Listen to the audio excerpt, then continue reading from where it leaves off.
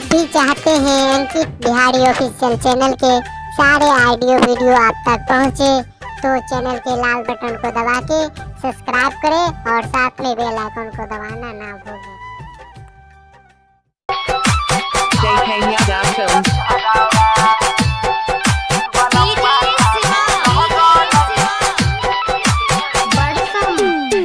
तने कहलिए हमें जैब नई हराबा, तने कहलिए हम जैब नई हराबा, बलमुआ काने लगल धई के अचारावा, बलमुआ काने लगल धई के अचारावा।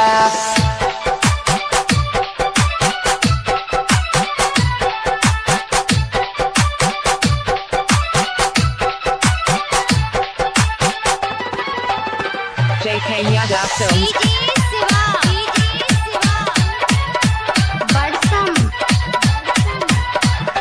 हाँ हाँ ढेर दिन पबाहरा से अइलै हमर भैया, अब भेंट करे खातिर काल्ह फोन कैल कही मैया। ढेर दिन पबाहरा से अइलै हमर भैया, अब भेंट करे खातिर काल्ह फोन कैल कही मैया। जाए के नाम एकरा लाग छै बोखाराबा, जाए के नाम एकरा लाग छै बोखाराबा, तो सोया काने लगल धई के अचारावा, बलमुआ काने लगल धई के अचारावा। JK Yada Films. Presented by Albina Recording Studio, Simra। हाँ हाँ जैबै न तमैया भैया भौजी देखत यहाँ सहो, केना के दिलोयै अपन सोहिया के विश्वास हो।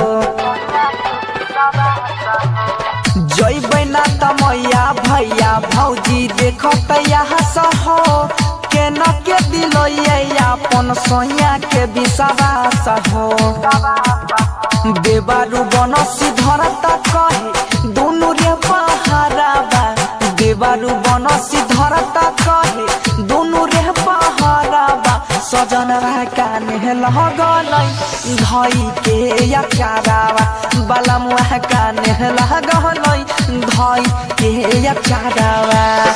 तने कहलिए हमें जैब नई हराबा, तने कहलिए हम जैब नई हराबा, सजनवा काने लगल धई के अचारावा, बलमुआ काने लगल धई के अचारावा।